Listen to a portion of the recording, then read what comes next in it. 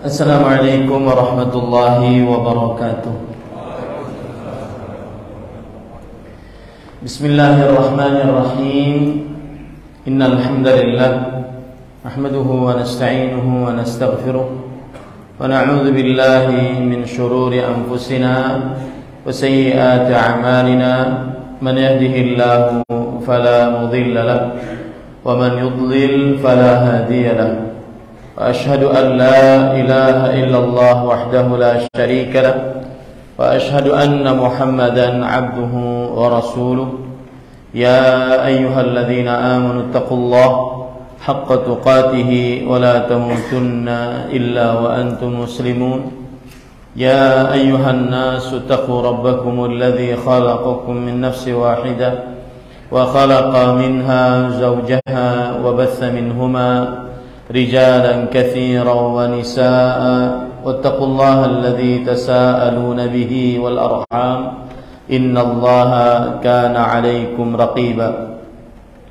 يا أيها الذين آمنوا اتقوا الله وقولوا قولا سديدا يصلح لكم أعمالكم ويغفر لكم ذنوبكم ومن يطع الله ورسوله فقد فاز فوزا عظيما. أما بعد فإن أصدق الحديث كتاب الله وأحسن الهدي هدي محمد صلى الله عليه وعلى آله وسلم وشر الأمور محدثاتها وكل محدثة بدعة وكل بدعة ضلالة وكل ضلالة في النار.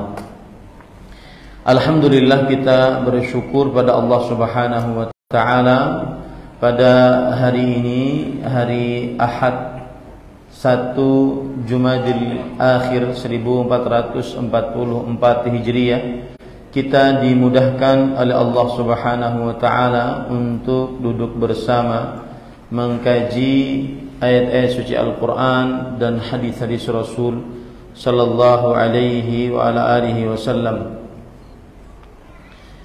dalam sebuah kajian Islam ilmiah tematik membahas tema dunia sihir dan perdukunan.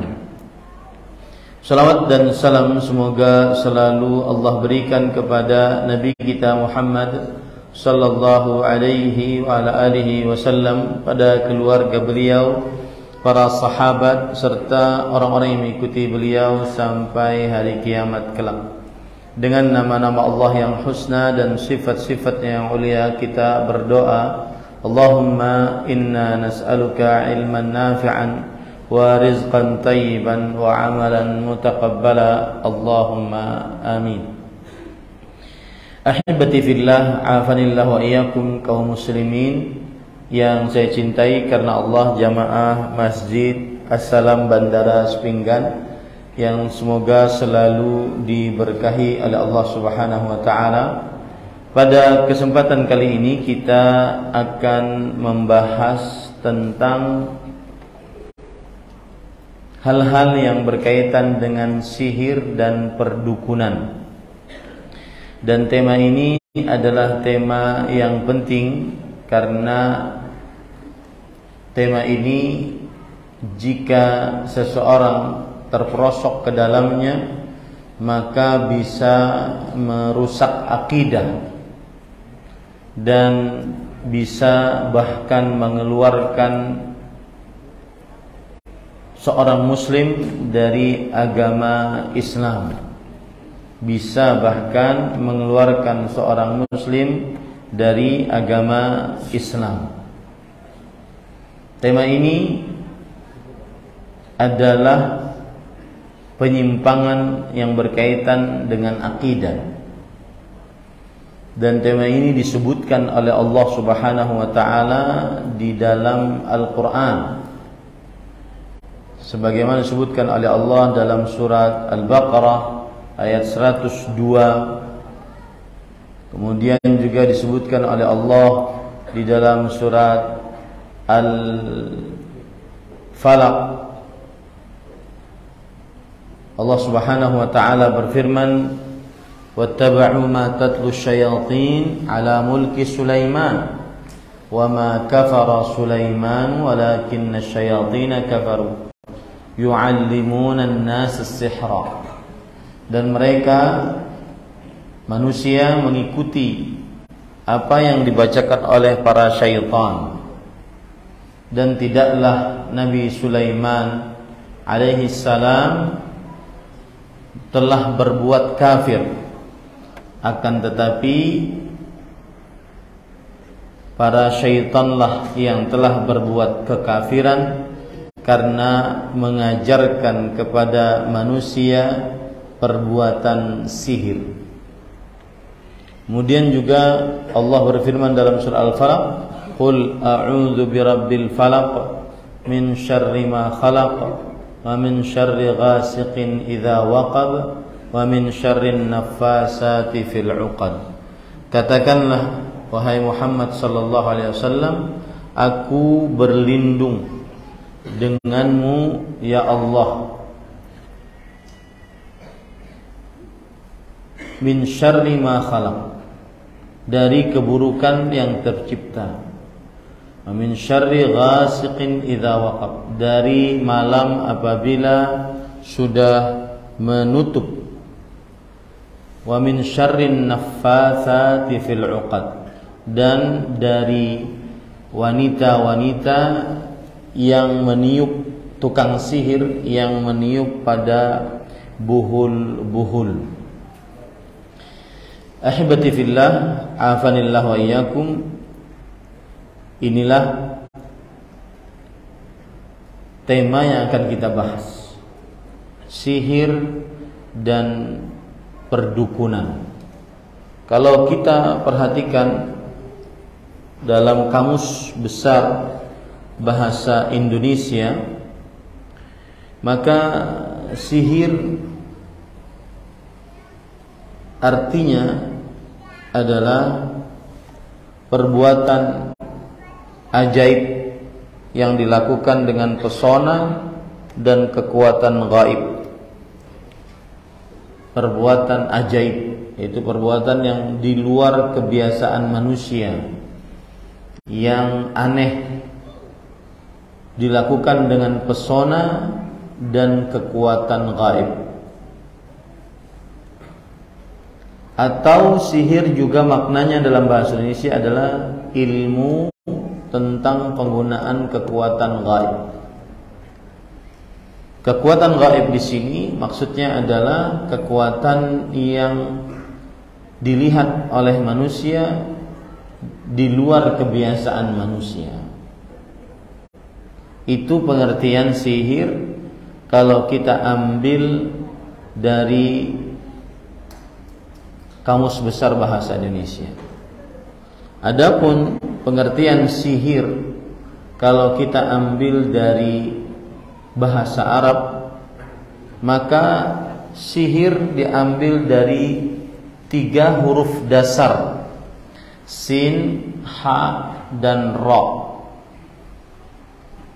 yang artinya adalah sarfu syai' an wajhihi, memalingkan sesuatu dari sisinya. Misalkan saya sekarang menghadap kepada Bapak Ibu sekalian, kemudian saya dipalingkan dari sisi saya menghadap Bapak Ibu, maka ini disebut dengan sihir. Ini disebut dengan sihir. Taib. Kemudian di sana ada arti sihir yang lain yang disebutkan oleh para ulama, baik dari sisi bahasa ataupun dari sisi istilah syariat,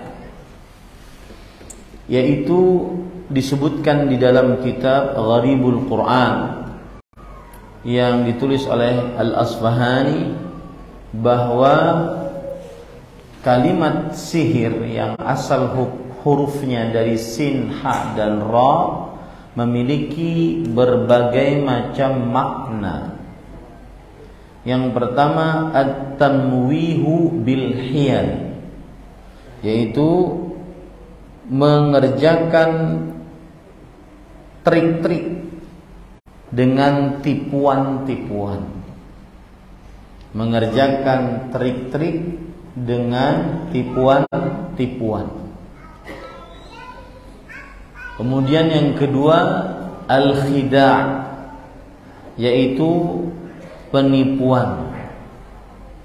Kemudian al-khafa, yaitu sesuatu yang tersembunyi. Kemudian al-istimalah, sesuatu yang meliuk-liuk. Kemudian al-latafah, sesuatu yang lembut. Al-latafah, sesuatu yang lembut. Ini beberapa macam makna sihir dari sisi bahasa yang disebutkan oleh Al-Asfahani dalam kitabnya Gharibul Quran.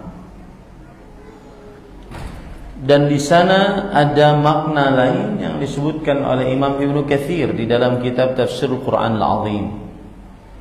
Sihir adalah ibaratun amma latufa amruhu wa khafiya sababuhu. Sihir adalah kata yang menunjukkan sesuatu yang tersembunyi. Sesuatu yang tersembunyi dan sesuatu yang lembut. Seperti misalkan hadis Rasul sallallahu alaihi wasallam riwayat Bukhari, inna minal bayani la sihra.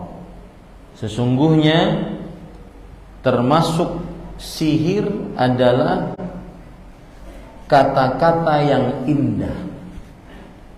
Nah, ini berarti kelembutan sebuah kata-kata bisa menjadi sihir.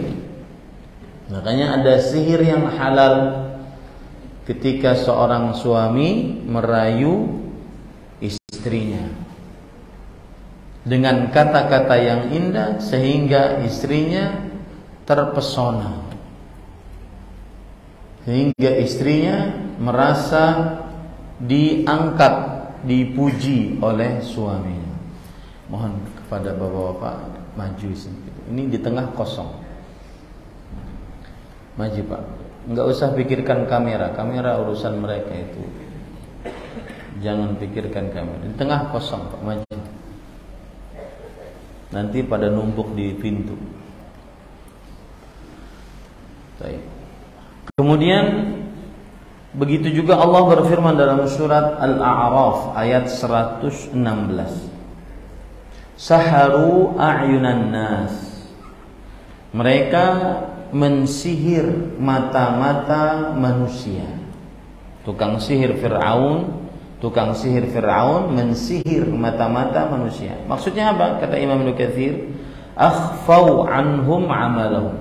Mereka menyembunyikan dari manusia amalan-amalan mereka, perbuatan-perbuatan mereka. Ini beberapa makna sihir secara istilah syariat.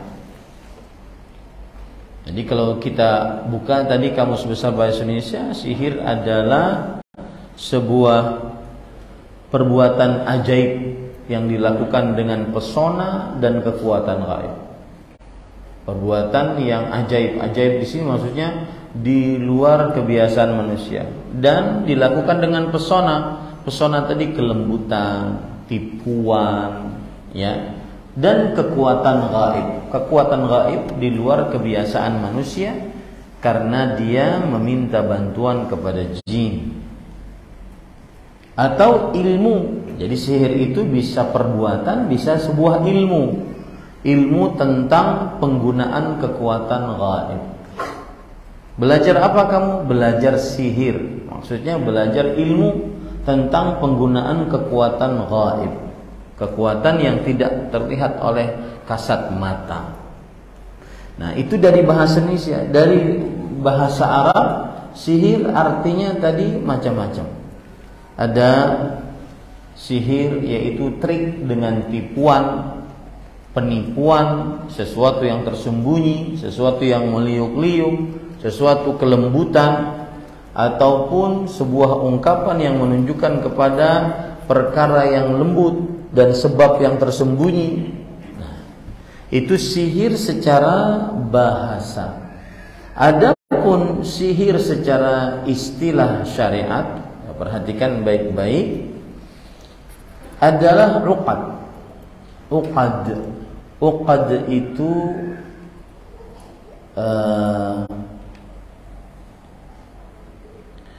buhul-buhul. Uqad itu adalah buhul-buhul. Nanti saya akan tunjukkan. Kemudian ruqa itu bacaan-bacaan. Wa talasim itu rajah-rajah, tulisan-tulisan, angka-angka, huruf-huruf yang dipotong-potong, kemudian tanda-tanda, rumus-rumus yang tidak dipahami oleh manusia sewajarnya. Jadi buhul, ikatan-ikatan, bacaan-bacaan, rajah-rajah, yutawassalu bihas sahiru ila istikhdami syayatin fima yuridu bihi darar al-mashhur, yang mana dengan hal itu seorang tukang sihir dengan bantuan para syaitan dapat memberikan pengaruh buruk kepada yang disihir. Saya ulangi ya, sihir adalah ikatan-ikatan, buhul-buhul. Makanya disebutkan kan dalam Al-Qur'an tadi, wa min syarrin naffatsati fil uqad. Uqad itu jamak daripada aqd. Aqd itu adalah ikatan, buhul-buhul. Setiap praktek sihir pasti ada ikatan. Anda akan bisa mengetahui dia tukang sihir atau bukan, lihat dia ngasih buhul atau tidak. Uqad wa ruqa, yaitu bacaan-bacaan. Wa talasim, rajah-rajah. Yang tukang sihir dengannya bisa memberikan pengaruh buruk kepada yang disihir melalui bantuan para syaitan. Ya, selalu sihir selalu ada buhul, selalu ada jambi-jambi, selalu ada tolasim, yaitu raja-raja. Tambah lagi yang keempat, saya lupa, azaim, jimat-jimat, yang dengannya tukang sihir dapat memberikan pengaruh buruk kepada yang disihir dengan bantuan para syaitan dan jin. Pengaruh buruknya seperti apa? Pengaruh buruknya seperti asalnya saling mencintai menjadi saling membenci. Asalnya saling ingin bersatu menjadi ingin berpisah. Asalnya saling ingin mendekat menjadi saling menjauh. Ini berarti pengaruh buruk pada qalbu. Ada pengaruh buruk pada jasmani, seperti kepala sering sakit kepala tanpa sebab yang bisa didiagnosa oleh kesehatan, kedokteran. Atau badan semakin membengkak perutnya atau semakin mengurus tanpa ada bisa didiagnosa oleh kedokteran yang normal. Atau kaki penuh dengan paku dan seterusnya. Itulah pengaruh-pengaruh buruk yang dihasilkan dari sihir tadi. Allah berfirman dalam surah Al-Baqarah ayat 102, wa ma hum bidharrina bihi min ahadin illa biiznillah. Para tukang sihir tidak bisa memberikan mudarat kepada seorang pun kecuali dengan izin Allah. Jadi sihir lebih condong kepada pemberian pengaruh buruk kepada objek yang disihir. Pemberian pengaruh buruk kepada objek yang disihir. Baik pengaruh buruknya itu pada qalbunya, perasaannya, atau pada jasmaninya, lahiriahnya.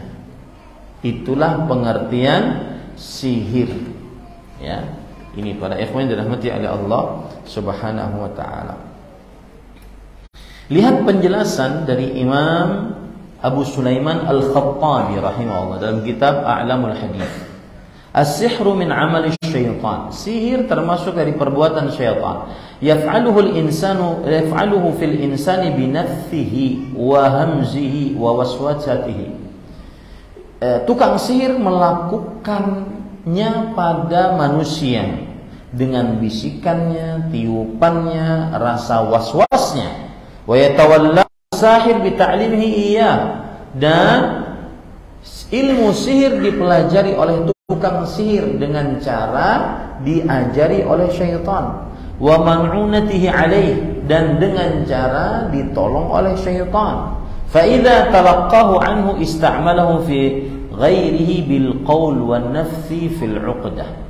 Kalau sudah belajar dari syaitan, maka tukang sihir tadi dia mengganggu manusia, memberikan keburukan kepada manusia dengan ucapan-ucapan ataupun dengan jampi-jampi, tiupan-tiupan pada buhul-buhul.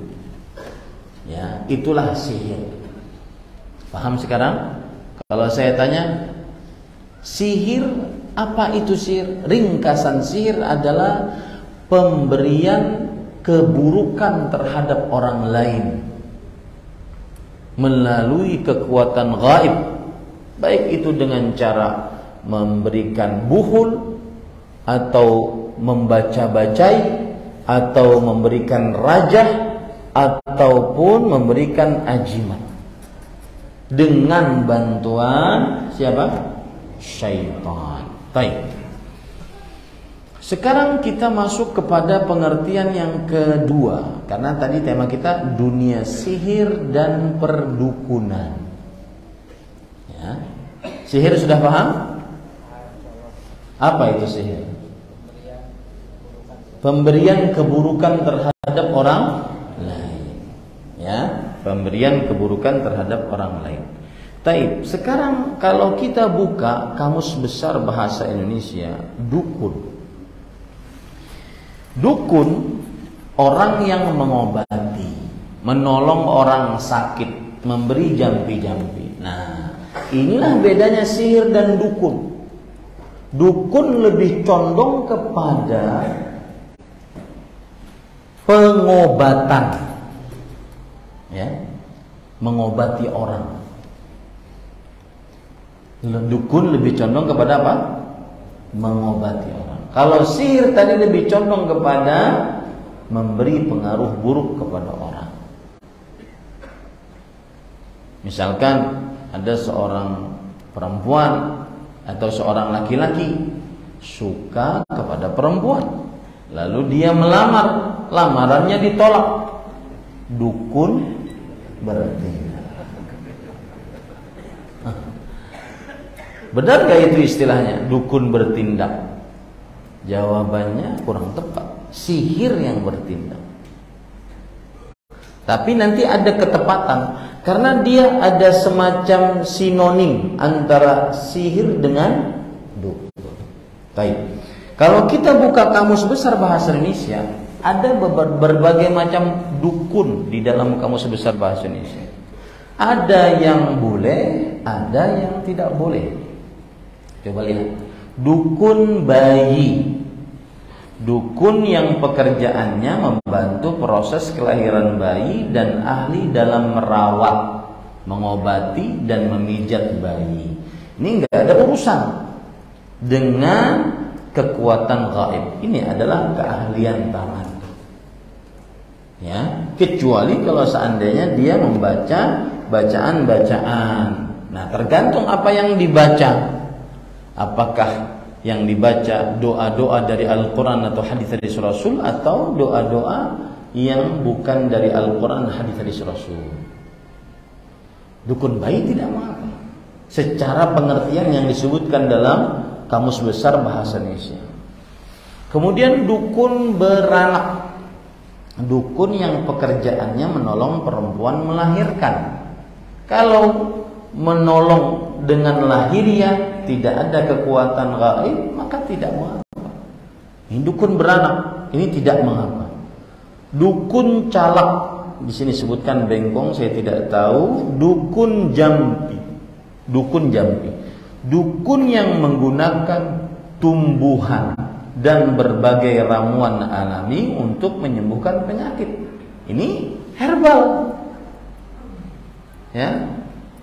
Tukang-tukang herbal itu para dukun jampi berdasarkan Kamus Besar Bahasa Indonesia.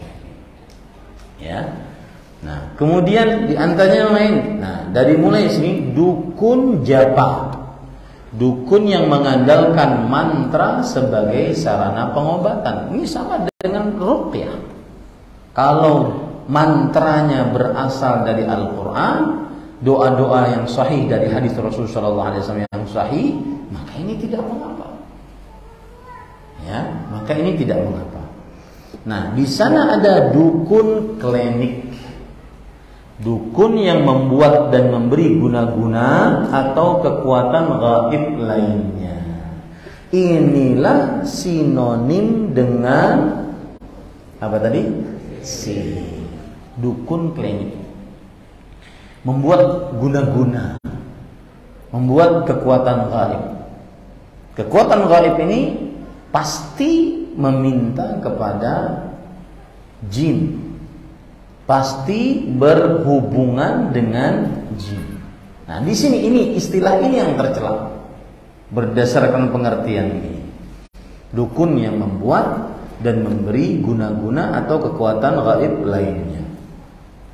Dukun santet. Nah, ini sama nih. Ini sinonim dengan sihir. Lihat pengertiannya.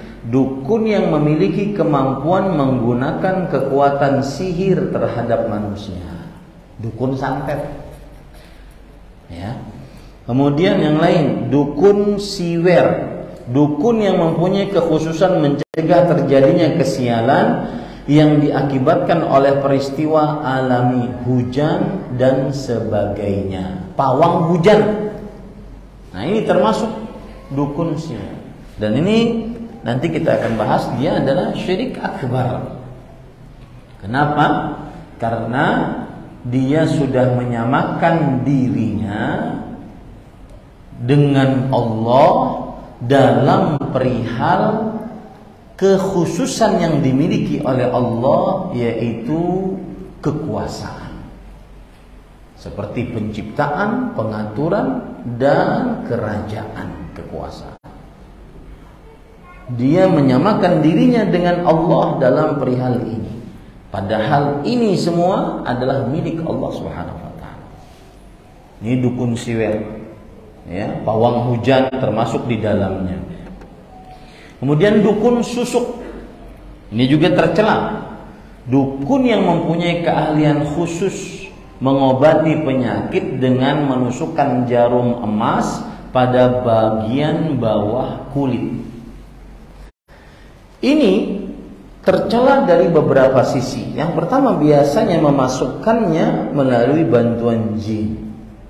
Kalaupun memasukkannya melalui medis, mungkin bisa saja. Tetapi kemudian setelah itu dijampi-jampi dengan minta bantuan kepada jin.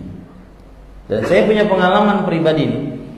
Waktu saya masih kerja di Dammam, ini kota ketiga terbesar di Arab Saudi dari kota-kota industri Arab Saudi dan lumbung minyaknya Arab Saudi. Di timurnya Arab Saudi, perbatasan dengan Bahrain. Dan dari Dammam sampai ke Madinah atau ke Mekah sekitar 1.300 km. Saya di sana bekerja sebagai pendakwah dan penerjemah resmi di kantor tersebut. Tugas saya adalah mendakwahi para tenaga kerja Indonesia. Suatu saat saya mendapatkan jadwal dakwah di sebuah kantor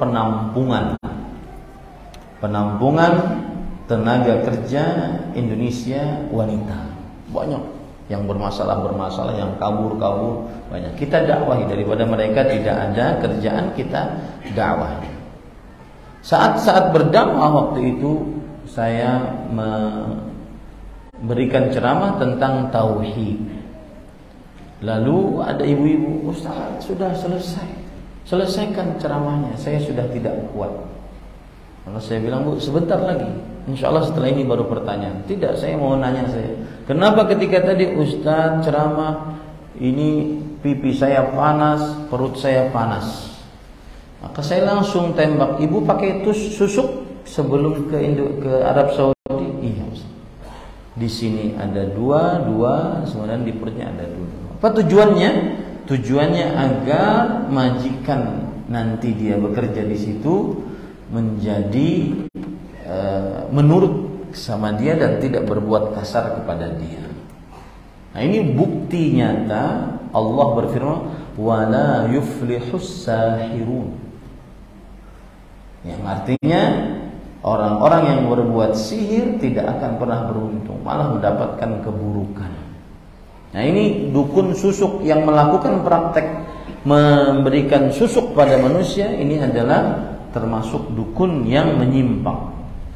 Kemudian dukun tenung, dukun yang memiliki atau mampu menggunakan kekuatan gaib terhadap manusia. Tenung, kekuatan gaib, misalkan dari jauh sudah dimasuki hal yang buruk, ya. Kemudian dia sakit, dikirim dari jauh. Prakteknya ini dukun tenung, ya, terhadap manusia, kekuatan gaib terhadap manusia. Contoh misalkan, saya waktu itu masih mahasiswa di Universitas Islam Madinah. Ada kawan saya dari Suriname. Suriname ini adalah negara yang bahasa nasionalnya bahasa Jawa. Bahasa nasionalnya bahasa Jawa. Kawan saya ini ganteng, tinggi, kemudian banyak perempuan yang suka kepadanya. Tapi akhirnya dia menikah dengan seorang perempuan, maka perempuan-perempuan tadi yang suka karena cintanya ditolak, dukun bertindak. Dia kirim itu, ya, dukun tenung ini mengirim tenungnya dari Suriname sampai ke Arab Saudi, ke kota Madinah. Dan kita sendiri yang sering mendapati. Ada kadang-kadang kita dapati tubuhnya setengah biru semua. Ada yang kita dapati pas dia mau masuk Masjid Nabawi, mendengar azan kabur. Karena kan syaitan begitu. Kalau seandainya dia mendengar azan, maka dia kabur dan kentut dengan kentut yang besar bunyinya. Hatta la yasma'at ta'zin, sehingga tidak mendengar kumandang azan. Ini bukan berarti yang besar kentutnya adalah syaitan. Kemudian pada ikhwan yang dirahmati oleh Allah, suatu malam kita meruqyah beliau sadar, tetapi sadarnya seperti itu. Kemudian kita ruqyah dengan cara kita berkumpul baca Al-Fatihah, Al-Baqarah, gantian ayat per ayat sampai kepada surat ayat kursi. Mulai dia tidak tahan, mulai dia berbuat yang aneh-aneh, lalu minta izin ke kamar mandi. Dari kamar mandi kemudian sehat kembali, karena yang di kamar mandi banyak minal khubthi wal khaba'ith, banyak syaitan laki-laki dan syaitan perempuan.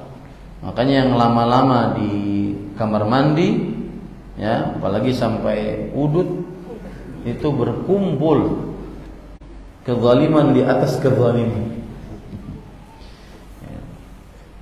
Nah, kemudian setelah itu ketika mendekati 2 ayat terakhir dari surat Al-Baqarah, maka dia tidak tahan lagi. Akhirnya dia ngamuk, kita pegang kanan kiri, kemudian saya memegang kepalanya sampai dia lemas. Ketika dalam keadaan ngamuk tersebut, ini yang saya ceritakan tadi, dia pakai bahasa, dari mana kita tahu itu dari Suriname? Karena dia pakai bahasa Jawa. Apa gue? Wah, ini Suriname punya ini. Ya, ini sihir made in Suriname.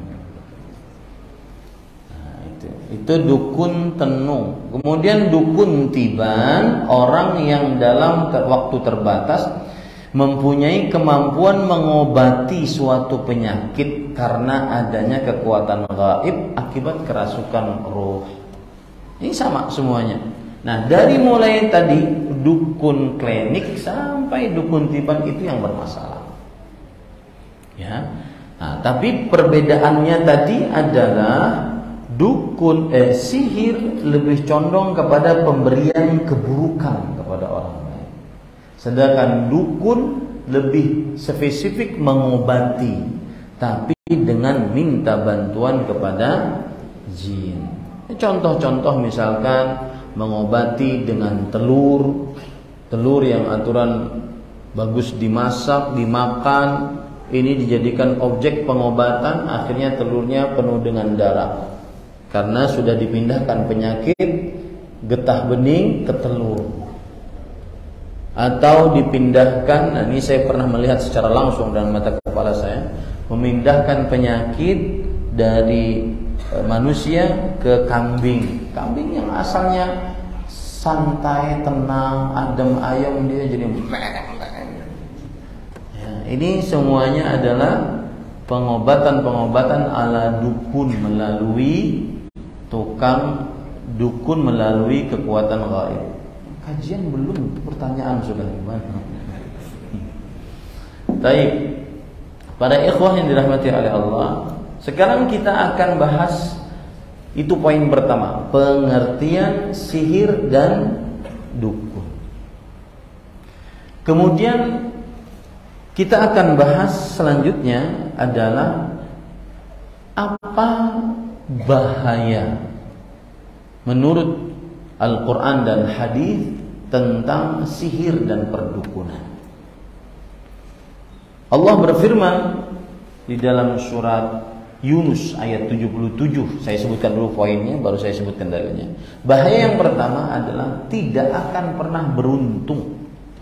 Yang melakukan praktek sihir atau yang meminta dilakukan praktek sihir dan perdukunan tidak akan pernah beruntung. Allah berfirman dalam surat Yunus ayat 77, "Wala yuflihus sahirun."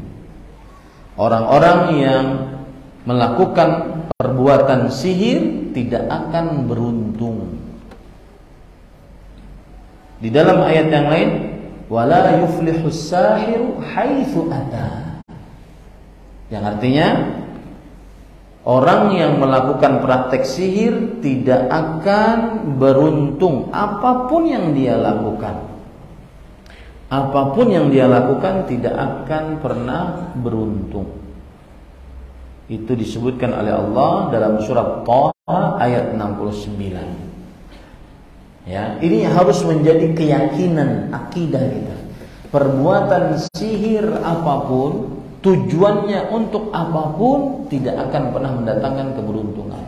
Misalkan untuk memberikan pengaruh buruk kepada orang lain, atau untuk sebagai jimat. Nah, jimat tadi masuk mana? Sihir atau dukun?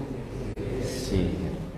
Jimat supaya kebal, jimat supaya kaya, jimat supaya lancar rezeki, jodoh, urusan dan seterusnya. Maka ini adalah pasti tidak beruntung. Ya, pasti tidak beruntung. Ada orang pakai jimat, ako jadinya. Memakai cincin ini sudah 25 tahun. Aku berdagang di Jakarta, Tanah Abang. Kedidak yang wani menjambretku. Sekalinya si jinnya tukang jamretnya. Ya pokoknya tidak mendatangkan keberuntungan. Itu harus menjadi keyakinan kita. Dan ini keyakinan ini yang membuat kita tidak akan pernah takut kepada tukang sihir dan tukang dukun. Setinggi apapun ilmunya yang dia miliki, maka tidak akan pernah takut. Kenapa? Karena Allah berfirman, "Wala yuflihus sahiru haitsu ata." Tukang sihir tidak akan pernah beruntung apapun yang dia lakukan. Kemudian yang kedua, perbuatan sihir dan perdukunan pasti adalah perbuatan kekufuran. Dukun yang kita maksud tadi, dari mulai dukun klinik ya sampai dukun tenung dan seterusnya tadi, yang ada kekuatan gaib, minta bantuan kepada jin dan seterusnya, saya akan sebutkan nanti. Allah berfirman dalam surat Al-Baqarah ayat 102, وَمَا يُعَلِّمَانِ مِنْ أَحَدٍ حَتَّى يَقُولَ إِنَّمَا نَحْنُ فِتْنَةٌ فَلَا تَكْفُرْ. Tidaklah dua malaikat yang diturunkan oleh Allah, Harut dan Marut, mengajari kepada seorang pun dari manusia ilmu sihir kecuali mereka berdua berkata, sesungguhnya kami ini adalah ujian bagi kalian, maka janganlah kalian berbuat kufur dengan belajar dan melakukan praktek ilmu sihir ini. Nah, ini para ikhwan yang dirahmati oleh Allah Subhanahu wa taala. Jadi dia kekufuran. Dan ini adalah pendapat jumhur ulama bahwa sihir adalah kekufuran. Kecuali Imam Syafi'i yang mengatakan sihir bisa dikatakan kekufuran kalau seandainya dia memang di dalam sihirnya berbuat kekufuran. Dan ini kecerdasan Imam Syafi'i dan ketelitian Imam Syafi'i. Dan sihir tidak dikatakan kekufuran kalau seandainya memang di dalam perbuatannya tersebut tidak terjadi kekufuran. Karena memang ada sihir-sihir dengan khayalan, seperti yang dilakukan oleh tukang sihir Fir'aun. Melempar tali, kemudian dihayalkan kepada mata manusia, tali tersebut berubah menjadi ular. Ini sihir hayalan. Diberikan bawang bombay, disihir hayalan menjadi apel, dimakan. Ini sihir hayalan. Atau sihir hayalan di antaranya adalah yang tidak kufur, yaitu mengobati. Perdukunan termasuk mengobati dengan tadi ramuan-ramuan, rempah-rempah, maka ini tidak kufur kata Imam Syafi'i rahimahullah. Tetapi jumhur ulama berdasarkan ayat ini Al-Baqarah ayat 102, maka sihir secara mutlak adalah melakukan perbuatannya kekufuran, mengeluarkan pelakunya dari Islam. Kemudian bahaya yang ketiga dari perbuatan sihir. Sihir adalah salah satu dari 7 dosa yang membinasakan pelakunya, memasukkan pelakunya ke dalam neraka jahanam. Dalam sebuah hadis riwayat Imam Bukhari dan Muslim, Rasulullah SAW bersabda, "Ijtanibus sab'al mubiqat." Jauhilah 7 perbuatan yang mubiq. Mubiq itu artinya yang menghancurkan pelakunya, yaitu dimasukkan ke dalam neraka. Yang pertama, asyirku billah, mensyirikkan Allah Subhanahu wa taala. Yang kedua, as-sihru, yaitu perbuatan sihir. Yang keempat, buruknya sihir dan perdukunan, dia adalah perbuatan syaitan. Sebagaimana Rasulullah SAW ditanya tentang nusrah. Nusrah itu adalah menghilangkan pengaruh sihir dengan sihir. Jadi gini Bang, ada orang yang kena sihir, kemudian diobati dengan sihir, itu namanya nusrah. Bagaimana logikanya? Logikanya begini. Orang yang pertama mensihir itu memasukkan jin kepada objek yang disihir. Misalkan jinnya jabatannya atau pangkatnya adalah barada. Lalu dia obati dengan sihir, ya, dengan mendatangkan jin yang pangkatnya adalah jenderal bintang 2, irjen. Maka barada ini pasti takut dia, keluar pastinya. Ya, maka kelihatan sembuh, tetapi dia sebenarnya mendatangkan keburukan yang lebih parah. Saya pernah kejadian akan hal ini. Tapi saya cerita-cerita seperti ini jangan ada yang minta ruqyah ya. Nanti orang terkena. Taib.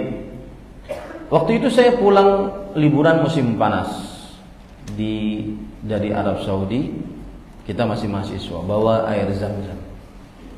Singgah di rumah kawan di Jakarta.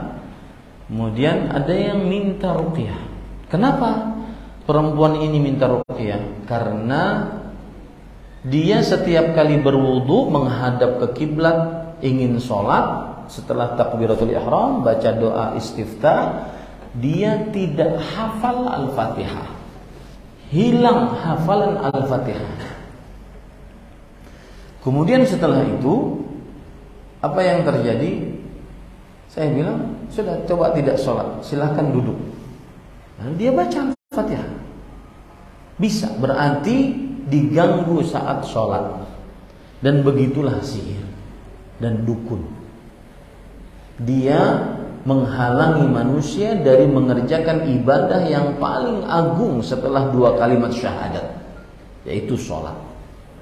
Makanya salah satu praktek dukun yang asli pakai sad, bukan pakai sin, asli, itu adalah dia berhubungan dengan jin. Dan cara berhubungannya dengan jin adalah menyembelih ayam. Ayamnya disembelih tidak sampai mati, pokoknya dilukai gitu saja, agar darahnya semakin banyak yang tersebar. Semakin banyak darah yang tersebar, semakin banyak sesaji untuk jin. Kenapa ayam yang disembelih? Lain sapi. Sapi keganalan.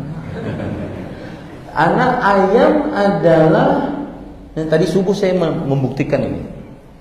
Ketika pas azan dia berkokok, subhanallah. Karena dia mendengar, dia melihat malaikat. Waktu subuh adalah waktu perkumpulan malaikat, dan itu waktu yang paling agung. Ya, makanya sangat tercela yang tidak bangun subuh. Sangat tercela.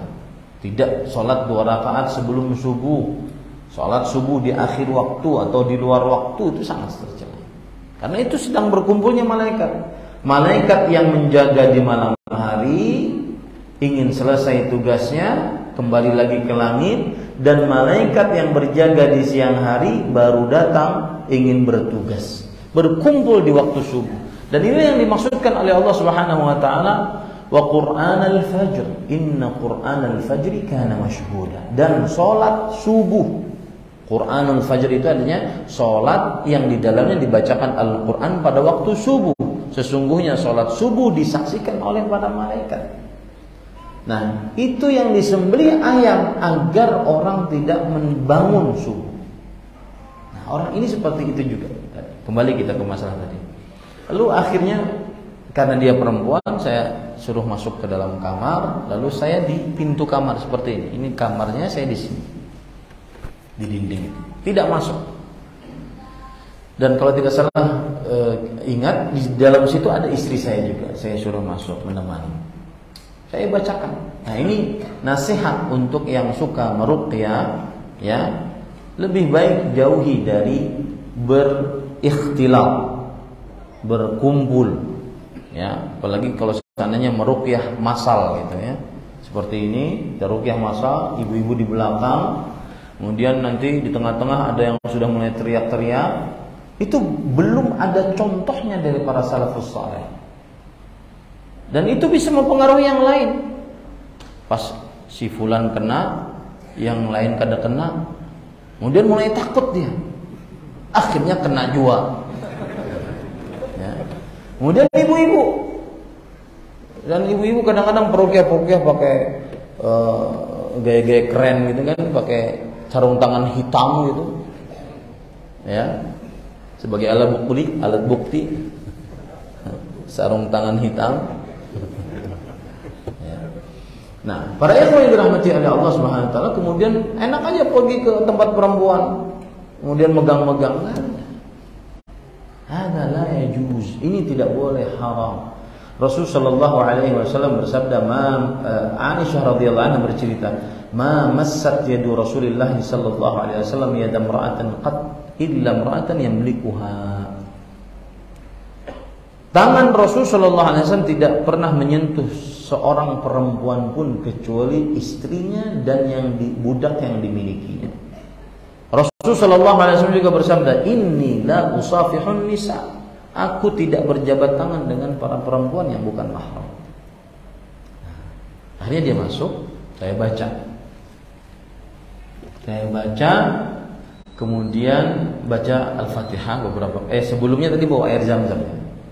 Kemudian saya baca Al-Fatihah. Bacai Zam-Zam itu cuma Al-Fatihah saja, nggak usah bacaan-bacaan yang lain, Al-Fatihah. Makanya kalau ada orang, Ustaz minta air dong, mana botolnya? Hadangi aku kamar dulu. Kadang sini aja, saya baca di sini aja. Kalau usah kamar, bapak pengen kamar. Al-Fatihah nggak ada yang lain. Fatihah. Wa ma adraka ma annaha ruqyah. Apakah engkau tidak mengetahui bahwa Al-Fatihah itu adalah ruqyah?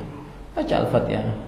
Kemudian setelah itu, atau lebih tawakal lagi, baca sorangan, minum sorang. Daripada minta kepada orang, bergantung kepada makhluk. Baca sorang, minum sorang. Kemudian setelah itu saya baca Al-Fatihah, kemudian dikasih minum, langsung muntah karena Zam-Zam. Zam-Zam ta'amun tu'min wa shifa'u suqmin. Zam-Zam adalah makanan paling bergizi, obat penyembuh paling mujarab. Kemudian baru dibacakan Al-Fatihah, dibacakan Al-Baqarah.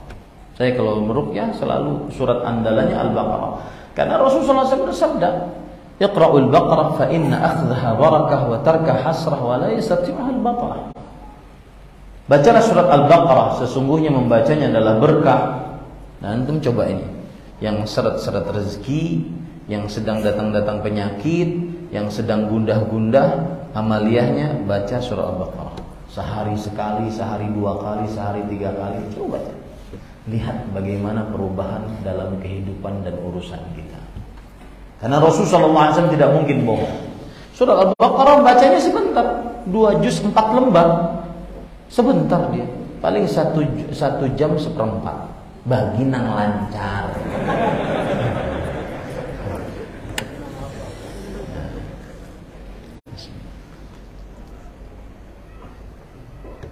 Ya. Membacanya adalah berkah dan meninggalkannya adalah kerugian dan tidak akan sanggup tukang sihir melawannya. Baca saya surah Al-Baqarah, sama kejadiannya ketika mendekati ayat kursi dia muntah-muntah. Nah, kemudian setelah itu sampai 2 ayat terakhir tambah besar muntahnya, akhirnya sadar. Kemudian istri saya bercerita setelah kejadian, si ibu tadi bertanya ya, apakah Umu melihat ada sesuatu yang keluar dari perut saya? Kata istri saya, enggak. Ya, seperti ada tikus yang keluar. Sebenarnya kasus perempuan ini apa? Kasus perempuan ini adalah dia luka karena tabrakan. Karena terlalu sakit dia pergi ke orang pintar. Akhirnya lukanya dianggap sembuh, tidak merasakan sakit lagi. Tetapi ternyata dia mempunyai penyakit yang lebih parah. Tadi apa? Lupa surat Al-Fatihah. Akhirnya setelah diruqyah selesai, saya suruh wudu, sholat 2 rakaat, bisa dia baca Al-Fatihah. Nah, kembali ke permasalahan tadi, bahwa sihir adalah min amali syaitan, termasuk daripada perbuatan syaitan. Itu keburukan yang keempat dari sihir. Kemudian para ikhwan yang dirahmati oleh Allah Subhanahu wa taala, keburukan yang kelima dari sihir adalah perbuatan sihir pasti Allah akan batalkan. Sekuat apapun sihirnya. Dalam surat Yunus ayat 81 Allah Subhanahu wa taala berfirman, "Qala Musa ma ji'tum bihi sihr. Innallaha sayubtiluh. Innallaha la yuslihu 'amalal mufsidin." Nabi Musa alaihissalam berkata kepada tukang sihir Fir'aun, "Apa yang kalian bawakan ini bukan sihir. Sesungguhnya Allah akan menghancurkannya." Pasti Allah akan menghancurkan perbuatan sihir mahmakan. Baik itu, kan saya sudah ucapkan tadi, setiap sihir pasti ada buhulnya. Yang ingin sembuh dari pengaruh sihir, silakan cari buhulnya. Nah, buhulnya ini kalau kita kuat doa kepada Allah Subhanahu wa taala, bisa kita temukan, atau bisa dia terbakar dengan izin Allah, takdir, kudrat, iradat Allah, melalui proses alam, hancur dia. Karena biasanya buhul ini disimpan di tempat yang tersembunyi, yang susah dijamah oleh manusia. Pernah kejadian, nanti saya akan contohkan di videonya. Saya sengaja ini pelan-pelan karena waktu kita panjang. Jadi antum harus sabar ya nonton. Pernah kejadian di Arab Saudi ada namanya Hayatul Amri bil Ma'ruf wan Nahy Anil Munkar. Komisi Amar Ma'ruf Nahi Munkar. Dalam komisi itu ada bagian, yaitu bagian dukun, sihir dan perdukunan. Pemberantasan sihir dan perdukunan. Jadi kalau di Indonesia ada KPK, Komisi Pemberantasan Korupsi. Ini KPSD, Komisi Pemberantasan Sihir dan Dukun. Nah, mereka apa? Berkat dukun yang sudah ditangkap, maka dukun ini memberitahu bahwa banyak buhul yang dilempar ke lautan. Akhirnya diterjunkan para penyelam di tepi lautan tersebut. Kemudian dapat buhul yang begitu banyak. Kenapa di lautan? Karena tidak bisa terjamah. Selalu praktek sihir selalu ada buhulnya. Ya, siapa yang ingin sembuh dari itu, maka carilah buhul. Saya pernah didatangi oleh pengantin baru. "Ustaz, kami ini aneh, Ustaz. Kami baru beberapa hari menikah. Tapi setiap kali kami masuk kamar pengantin kami, terasa hawa itu tidak nyaman. Saya melihat istri kayak melihat warik, dan sebaliknya. Tapi ketika di luar kamar itu kita sangat mesra. Akhirnya kami berjimat di dapur, di ruang makan, di sofa dan seterusnya. Tapi tidak bisa di ruang makan. Saya katakan cari, pasti ada sesuatu dari buhul. Rupanya beliau setelah beberapa lama beliau dapat. Beliau memberitahu saya, benar yang Ustaz katakan. Kami dikasih kasur. Nah, ini hati-hati nih, hadiah pernikahan. Bukan suudzon kita kepada orang. Tapi kan istri kita, istri seseorang mungkin ada mantannya, pian ada mantannya, ada mantannya. Ya, ada yang tidak suka, akhirnya ngasih sesuatu. Ternyata di dalam kasur tadi. Nah, itu pasti ada buhul. Setelah dihancurkan, nanti cara penghancurannya kita akan lihat. Setelah dihancurkan, maka selesai urusan. Yang asalnya warik jadi bidadari. Biar tahu warik kan. Baik, para ikhwan yang dirahmati oleh Allah Subhanahu wa taala. Kemudian buruknya sihir juga adalah di dalam syariat Islam, seorang yang terbukti melakukan praktek sihir wajib dibunuh. Wajib dibunuh.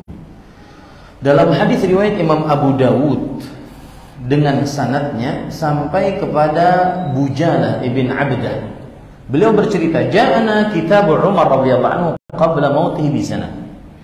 Umar bin Khattab ketika menjadi Amirul Mukminin, khalifatu Rasulullah, khalifatul muslimin. Beliau setahun sebelum beliau meninggal, beliau menulis surat kepada gubernur-gubernurnya. Salah satunya adalah kepada Bujalah bin Abdah.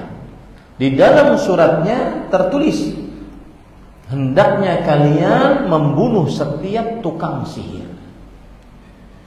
Ini perintah. Dan itu ijma' para sahabat. Tidak ada yang menolak akan hal itu. Makanya ini pendapat jumhur ulama.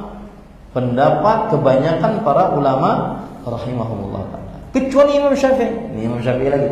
Imam Syafi'i mengatakan boleh dibunuh kalau seandainya memang tukang sihir ini sudah membunuh. Ini kecerdasan Imam Syafi'i rahimahullah. Boleh dibunuh kalau seandainya tukang sihir ini akibat praktek sihirnya membunuh orang. Karena ayatnya berbunyi an-nafsu bin nafs. Nyawa dibayar nyawa. Nah, itu kecerdasan Imam Syafi'i rahimahullah ta'ala. Dan akhirnya dikuatkan pendapatnya oleh Imam An-Nawawi rahimahullah. Kemudian juga keburukan sihir yang lain, siapa yang mendatangi tukang ramal. Nah, ini istilah baru. Tadi kita cuma dapat tukang sihir, dukun, tukang ramal masuk mana ini? Nanti saya akan jelaskan. Siapa yang mendatangi tukang ramal dan bertanya saja, belum percaya, bertanya saja, tidak diterima darinya sholat 40 hari 40 malam. Dan Imam Nawawi rahimahullah, ulama Islam bermadzhab Syafi'i abad ke-7 Hijriah, mengatakan bahwa yang dimaksud tidak diterima sholatnya adalah saqata anhul wajib wala thawabala, gugur kewajiban tapi tidak ada pahala. Diqodok pun nggak bisa, sejuta kali mengqodok nggak bisa. Karena gugur kewajibannya, tapi nggak ada pahala. 40 hari, 40 malam. Nah, kembali kita ke tukang ramal. Tukang ramal masuk mana? Bisa masuk dua-duanya. Baik tukang sihir ataupun dukun. Tidaklah tukang sihir kecuali dekat dengan ramalan. Tidaklah tukang dukun kecuali dekat dengan ramalan. Dan di zaman sekarang ada tukang sihir asli, dukun asli, ada dukun palsu, tukang sihir palsu. Zaman sekarang mudah. Misalkan ya, tukang sihir asli biasanya yang dia berhubungan dengan jin. Datang pasien, maka langsung, bagaimana kabarmu wahai fulan? Oh, tahu ngaran ulun sidin. Itu diberitahu oleh jinnya. Ini asli. Ya. Adapun yang palsu, dari mana engkau wahai fulan? Tahu ngaran ulun? Karena ada maklarnya di sana WhatsApp. Nanti akan datang hari ini. Ya. Rupanya ada maklar sihir dan maklar dukun. Nah, ini para ikhwan yang dirahmati oleh Allah Subhanahu wa taala. Jadi baik persihiran atau perdukunan pasti ada ramalan-ramalannya. Nah, kemudian bahaya sihir yang lain adalah yang percaya kepada tukang sihir, tukang dukun, ramalan-ramalan mereka, maka telah kafir dengan apa yang diturunkan oleh Allah kepada Nabi Muhammad sallallahu alaihi wasallam, yaitu surah An-Naml ayat 65. Apa suratnya? Apa ayatnya? Qul, katakanlah wahai Muhammad, la ya'lamu man fis samawati wal ardil ghaiba illallah. Tidak mengetahui siapa saja di langit dan di bumi hal gaib kecuali Allah. Ini yang dikufuri oleh orang yang percaya kepada tukang ramal. Ya. Dan saya katakan di sini bahwa siapapun yang meramal Apapun profesinya di masyarakat, bagaimanapun bajunya, bagaimanapun penampilannya, kalau sudah meramal, maka dia adalah tukang ramal. Mau dia kiai kah, ustadz kah, habib kah, kalau sudah meramal, tukang ramal. Masuk ke dalam hadis Rasul yang diriwayatkan oleh Imam Hakim, man ata arrafan aw kahinan fasaddaqahu bima yaqul faqad kafara bima unzila ala Muhammad. Barang siapa yang mendatangi arraf. Arraf adalah orang yang mengaku mengetahui akan hal gaib yang akan datang. Kalau saya pindah ke Balikpapan, bagaimana? Kalau saya babini 2, bagaimana? Bagus kada? Buka toko di sini, bagus kada? Dan seterusnya. Atau kahin, orang yang mengaku mengetahui hal-hal gaib yang telah lalu, seperti barang-barang hilang, ya, motor hilang, mobil hilang, anak hilang, bini hilang, ya, ini. Lalu ia percaya dengan apa yang diucapkan oleh si arraf atau si kahin, maka sungguh ia telah kafir dengan apa yang diturunkan kepada Nabi Muhammad sallallahu alaihi wasallam. Baik. Keburukan sihir yang lain adalah orang yang pernah melakukan praktek sihir dan belum bertobat, maka tidak akan pernah mendapatkan derajat yang tinggi di surga. Hadis riwayat Imam At-Tabarani dari Abu Darda radhiyallahu an, Rasul sallallahu alaihi wasallam bersabda, "Lan yanala ad-darajatil 'ula man takahhana aw istaqsama aw raja'a min safarihi tatayyuran."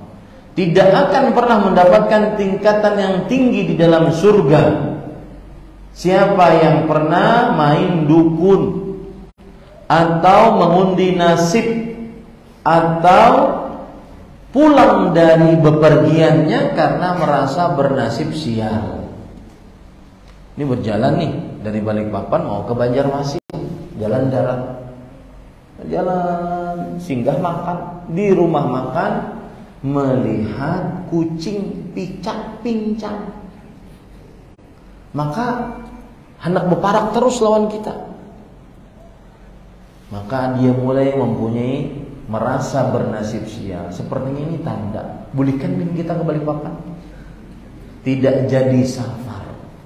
Ini orang seperti ini tidak akan pernah mendapatkan derajat yang tinggi dalam surga. Yang terakhir, yang sebelum terakhir, keburukan selanjutnya adalah yang melakukan praktek sihir, maka sungguh dia telah melakukan kesyirikan. Pasti. Ya, pasti. Dalam hadis riwayat Imam An-Nasa'i dari Abu Hurairah radhiyallahu anhu, Rasul sallallahu alaihi wasallam bersabda, "Man 'aqada 'uqdah, thumma nafatha fiha, faqad sahara, wa man sahara faqad asyrak." Siapa yang meniup, siapa yang mengikat pada buhul, lalu dia jampi-jampi, dia baca-bacai, maka sungguh dia telah berbuat sihir. Dan siapa yang berbuat sihir, maka sungguh dia telah melakukan kesyirikan. Yang terakhir, pelaku sihir keburukannya adalah tidak masuk surga. Dalam hadis riwayat Imam Ibnu Hibban dari Abu Musa Al-Asy'ari radhiyallahu an, Rasul sallallahu alaihi wasallam bersabda, "Thalathatun la yadkhuluna al-jannata mudminul khamr wa qati'ur rahim wa musaddiqun bis-sihr." 3 yang tidak masuk surga. Tidak masuk surga ini ada penjelasannya nanti. Saya artikan dulu ya. 3 tidak masuk surga. Pertama, kecanduan minum minuman yang memabukkan. Yang kedua, memutuskan hubungan rahim. Yang ketiga, percaya kepada praktek sihir. Yang dimaksud dengan tidak masuk surga ini adalah kalau dia menghalalkan minum-minuman yang memabukkan, padahal Allah haramkan. Nah, ini termasuk adalah yang memasukkannya ke dalam neraka, tidak masuk sama sekali ke dalam surga. Atau dia tidak masuk ke dalam surga di golongan pertama. Kenapa? Karena harus disiksa dulu di neraka, baru nanti habis dosanya baru masuk ke dalam surga. Karena tidak ada yang mengekalkan seseorang di dalam surga kecuali kekufuran, kesyirikan, kemunafikan akbar. Sedangkan minuman keras atau memabukkan tidak merupakan kesyirikan, kekufuran. Begitu juga menyambung hubungan rahim atau memutuskan hubungan rahim, maksud saya. Yang dimaksud tidak masuk surga adalah yang menghalalkan untuk memutuskan hubungan rahim. Boleh kok, kata dia, tidak bersahut sapa dengan rahim. Nah, ini dikhawatirkan dia menghalalkan apa yang Allah haramkan. Atau dia, sama tadi kasusnya, tidak masuk ke dalam surga di awal-awal orang-orang masuk ke dalam surga karena dia masuk neraka dulu. Setelah dibersihkan baru dia masuk ke dalam surga. Nah, adapun yang percaya kepada sihir, maka dia ini adalah orang yang melakukan kesyirikan, dan kesyirikan pantas tidak masuk surga, kekal abadi di dalam nerakanya Allah Subhanahu wa taala. Baik. Sekarang para ikhwan yang dirahmati oleh Allah Subhanahu wa taala, itu 2 poin. Poin yang pertama pengertian sihir dan dukun, poin yang kedua buruknya sihir dan dukun. Poin yang ketiga, apa benar ada sihir dan dukun? Ini bagi orang-orang yang mungkin terlalu intelektual. Ya, segala-gala diukur dengan keilmiahan, kasat mata. Benar nggak ada sihir? Benar nggak ada dukun? Ya, maka jawabannya Imam Nawawi rahimahullah berkata, was-sahih anna lahu haqiqah. Yang pendapat yang benar bahwa sihir memang memberikan pengaruh buruk. Ya, benar, sihir itu memberikan pengaruh buruk. Wa bihi qat'an jumhur, dan inilah pendapat yang ditegaskan oleh jumhur ulama, wa alaihi amatul ulama, dan inilah pendapat kebanyakan para ulama. Wa yadullu alaihi kitab wa sunnatus sahihatul masyhurah, dan ini ditunjuki oleh Al-Quran, hadis-hadis yang sahih dan masyhur. Ini perkataan dinukilkan oleh Al-Hafidz Ibnu Hajar dalam kitab beliau Fathul Bari, perkataan Imam Nawawi rahimahullah. Apa dalil bahwa sihir itu benar adanya? Yang pertama, yaitu surat Al-Baqarah ayat 102 tadi. Ketika Allah berfirman di dalam Al-Quran, ma yufarriquna bihi bainal mar'i wa zawjihi, ya, yang artinya akhirnya manusia belajar dari 2 malaikat Harut dan Marut ilmu sihir, yang dengan ilmu sihir tersebut memisahkan antara suami dan istri.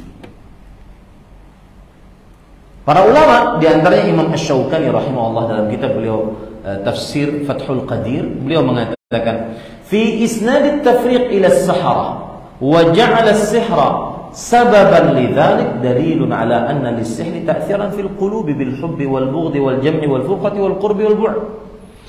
Ketika Al-Quran menyebutkan bahwa mereka belajar ilmu sihir untuk memisahkan antara suami istri, ya, dan yang menjadi sebab terpisahnya antara suami istri adalah ilmu sihir, ini menunjukkan bahwa sihir memang benar adanya, memberikan pengaruh buruk, baik itu dengan rasa cinta, rasa benci, ingin bersatu, ingin berpisah, ingin mendekat, ingin menjauh. Nah, ini dalil pertama. Ya. Makanya para ikhwan yang dirahmati oleh Allah Subhanahu wa taala, hati-hati yang sedikit-sedikit cerai. Saya pernah ke sebuah daerah, atau diceritakan di sebuah daerah di Indonesia, katanya perempuan-perempuan di daerah tersebut suka bercerai. Dan kalau seandainya dia janda, dia bangga jadi janda. Kenapa? Karena maksudnya gini, dia punya istri, suami, ya, kemudian bercerai, kemudian nikah lagi dengan suami yang lain, nikah lagi dengan suami lain. Semakin banyak dia nikah dengan laki-laki, berarti dia semakin tinggi Berarti payu. Ya, jadi ada kebiasaan di sebuah daerah di Indonesia yang seperti itu. Janda nikah lagi, cerai, nikah lagi. Berarti ini perempuan hebat karena dinikahi oleh banyak lelaki. Kepayuan berarti. Kepayuan. Nah, saya ingin nasihatkan hati-hati yang sedikit-sedikit cerai. Ya. Suami sedikit-sedikit keluar kata cerai. Karena itu salah satu tujuan iblis memisahkan manusia. Hati-hati nih suami-suami yang tidak penyabar, dikit-dikit cerai. Awas sih kamu, benganga aku cerai kamu. Benganga dicerai kamu. Ya, tidak, harus sabar. Laki-laki yang lebih diperintahkan oleh syariat untuk lebih bersabar. Ya. Itu ingat para suami. Ya. Pegang baik-baik ibu. Tuh, dengari Ustadz. Ya, laki-laki yang lebih dituntut untuk lebih bersabar menghadapi perempuan. Ya. Lebih bersabar. Maka kenapa lebih bersabar? Karena kalau sudah terpisah, itulah salah satu tujuan mempelajari ilmu sihir, memisahkan antara suami dan istri berdasarkan surah Al-Baqarah ayat 102. Maka hati-hati para ikhwan. Dan saya katakan, suami istri yang sering bertengkar ini mungkin salah satunya bukan manusia. Warik tadi bilangnya. Coba saya bacakan ya. Saya ingin bacakan perkataan Imam Ibnu Katsir rahimahullah. Surat Ar-Rum ayat 21. Saya bacakan ya. Beliau mengatakan,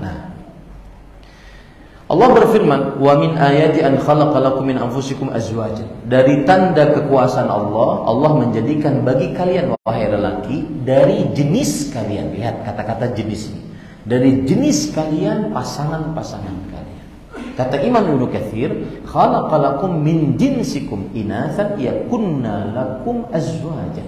Allah menciptakan bagi kalian dari jenis kalian perempuan yang menjadi pasangan bagi kalian. Kemudian beliau mengatakan, walau annahu ja'ala bani adama kullahum dzukuran. Jikalau ya, Allah menjadikan seluruh anak keturunan Adam, ini kan ada Adam, ada Hawa, seluruh anak keturunannya laki-laki seluruhnya. Wa ja'alu inatsahum min jinsin akhar min ghairihim, imma min janin aw hayawan. Dan kemudian menjadikan pasangan dari jenis feminin bebiniannya dari jenis makhluk lain, baik itu jin atau hewan, lama hasala hadzal iktilaf bainahum wa bainal azwaj. Maka tidak akan terjadi rasa cinta, rasa tenang, rasa kasih. Bal kanat tahsulu nafratan law kanatil azwaj min ghairil jins.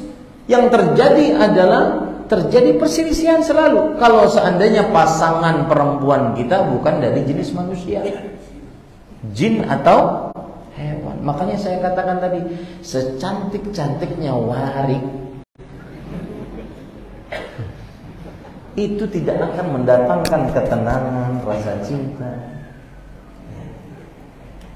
Coba pian bebini lawan jin, ifritah, hendak diragap, hilang sih dia. Coba bagaimana? Makanya saya katakan, suami dan istri yang sering bertengkar, jangan-jangan salah satu dari keduanya apa? Yang seorang padahal. Ya, ini para ikhwah. Jadi sabar. Karena bini kita suatu menit tertawa, pada menit selanjutnya menangis. Sabar. Mungkin sedang capek, sedang sedih.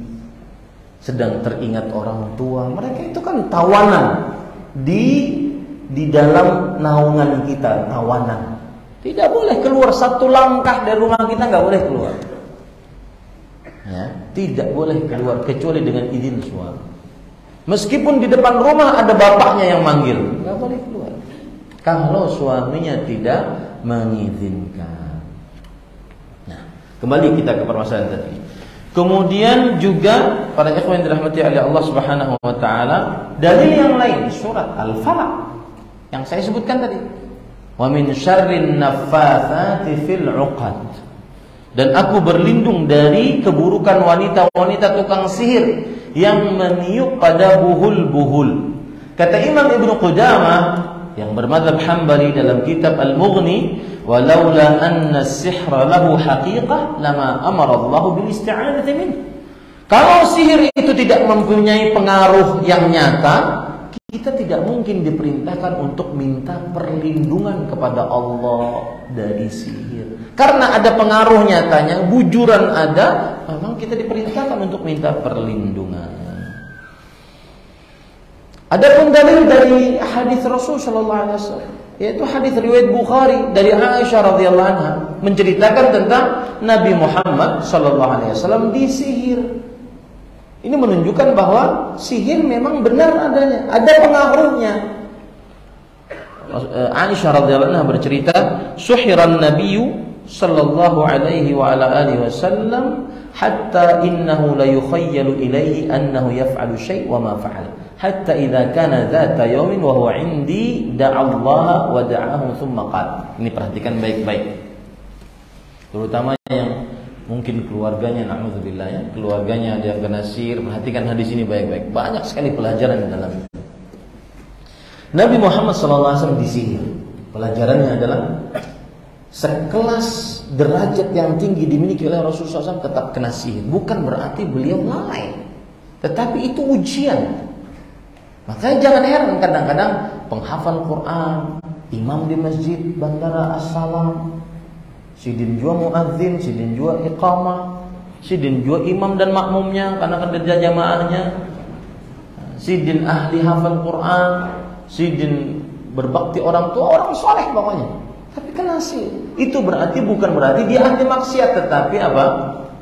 Ujian untuk meningkatkan derajatnya. Dan ini pesan ya, bahwa kadang manusia itu dilihat dari sisi amalnya tidak sama. Jadi gini, kadang manusia itu ditakdirkan oleh Allah sampai surganya di sini, tingkatan surga dia itu di sini. Tapi kalau dilihat dari sisi amalnya nggak sampai. Dengan apa Allah menaikkan dia dari sini ke sini? Dengan ujian-ujian. Nah itu ada hadis. Ini para ikhwan yang dirahmati oleh Allah. Itu pelajaran.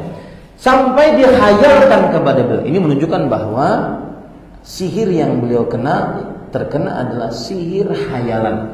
Dan sihir hayalan yang sangat tinggi. Karena para nabi diuji dengan ujian yang paling berat dari manusia seluruhnya. Asyaddun nasi banaan al-anbiya thumma al-amsal fal-amsal.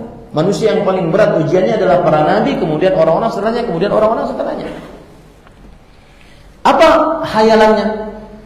Beliau dihayalkan, beliau akan mengerjakan sesuatu, tetapi dihayalkan sepertinya sudah, akhirnya tidak jadi. Dan itu kan berbahaya kalau seandainya beliau sedang menggilir istrinya. Ketika sudah syahwat memuncak, ingin menggauli istri A, kemudian dihayalkan kepada beliau, sepertinya sudah, akhirnya tidak jadi. Ke istri B, begitu juga dihayalkan, akhirnya akan menyiksa beliau. Ya, akhirnya apa yang terjadi? Dan waktu itu kata Aisyah, beliau sedang menggilir aku, lalu beliau berdoa kepada Allah. Maka yang kena sihir berdoalah kepada Allah Subhanahu wa taala. Karena Allah Subhanahu wa taala tidak akan menyia-nyiakan orang yang mengangkat tangan kepada Allah Subhanahu wa taala. Lalu setelah itu apa yang terjadi? Para ikhwan dirahmati oleh Allah Subhanahu wa taala. Beliau tidur. Setelah berdoa beliau tidur. Lalu datang dua malaikat. Dua malaikat ini, satu di sisi kepala, satu di sisi kaki. Yang satu bertanya, ma waj'ur rajul? Orang ini sakit apa? Yang satu menjawab, matbub. Mim, ta, ba, waw, ba. Matbub.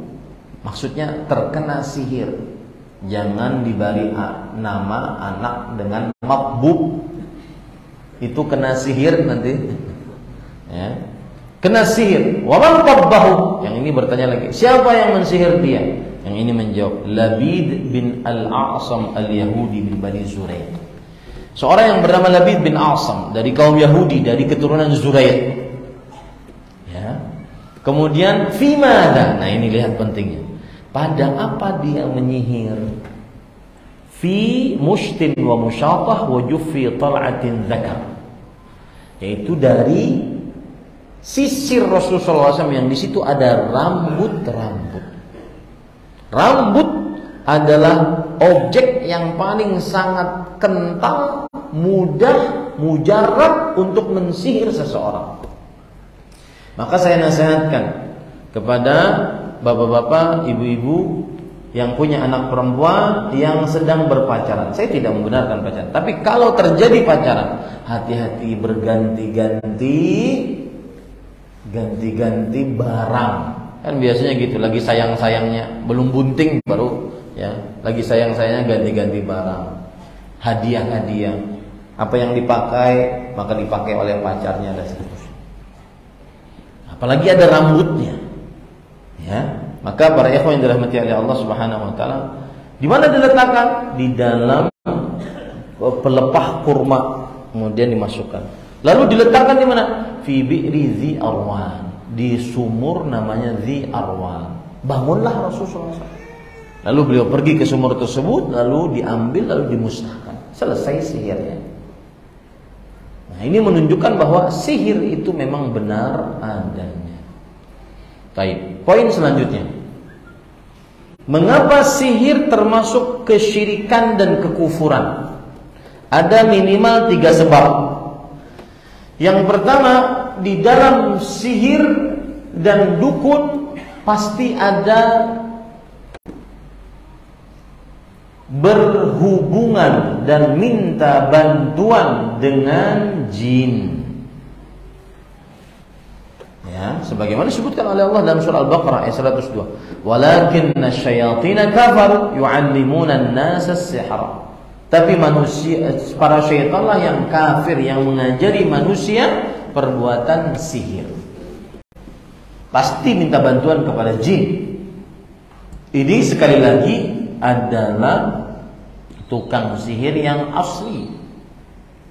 Minta bantuan kepada jin. Kalau palsu, jangankan minta bantuan kepada jin, bertamu aja buka. Tidak berani dia.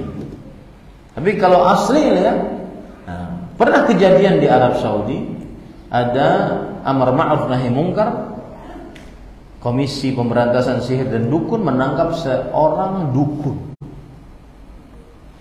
Lalu setelah itu, ketika ditangkap, dukun ini menangis.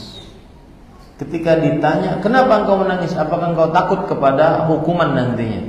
Dia bilang, saya tidak takut kepada hukuman, tapi saya menangis, sedih. Kenapa? Karena saya banyak memelihara jin. Kenapa saya mau ditangkap? Aku kan diberitahu. Ya, saat ditangkap saya tidak diberitahu. Kenapa? Maka syekh yang menangkap mengatakan, mungkin sesajimu kurang. Karena ini dukun asli. Maka dia mengatakan, tidak, saya punya perawan di rumah.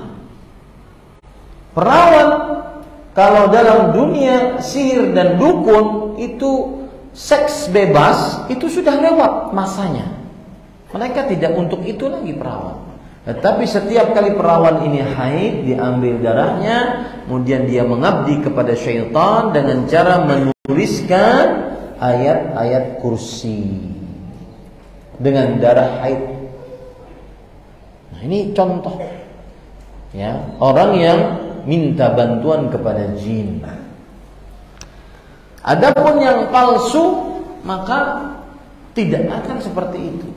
Paling pura-pura. Tapi baik yang asli ataupun yang palsu tujuannya sama, duit. Ujung-ujungnya duit. Seperti misalkan nenek moyang para tukang sihir, yaitu tukang sihirnya Fir'aun. Dia mengatakan kepada Fir'aun, "Ya Fir'aun, inna lana la ajran in kunna nahnul ghalibin." Wahai Fir'aun, kalau kami menang melawan Musa dan Harun alaihissalam, apakah kami akan mendapatkan upah? Di ujung-ujungnya duit. Sihir atau perdukunan pasti ujung-ujungnya apa? Duit. Berdasarkan ayat tadi. Nah, kalau dukun palsu, mereka hanya memalsukan saja. Contoh misalkan, ketika ada seorang istri bingung suaminya nggak pulang-pulang, ada yang bilang dia selingkuh, ada yang bilang macam-macam. Akhirnya dia pergi ke tukang sihir atau dukun. Kemudian setiap pasien yang datang, tukang sihir atau dukun ini pasti tidak mau dibiarkan pasiennya lewat begitu saja. Oh, saya tahu di mana suamimu berada, padahal dia nggak tahu. Ya, tapi saya perlu hewan untuk dikurbankan.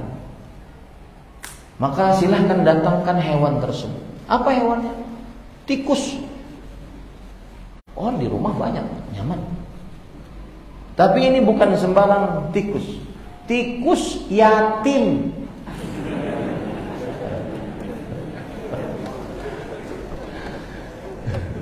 Kalau yatim berarti pengertiannya adalah seorang anak yang belum balik mati abahnya. Itu kan yatim. Berarti kalau tikus yatim, kita harus tahu abah mamanya kapan nikah, kemudian umur ini berapa tikusnya.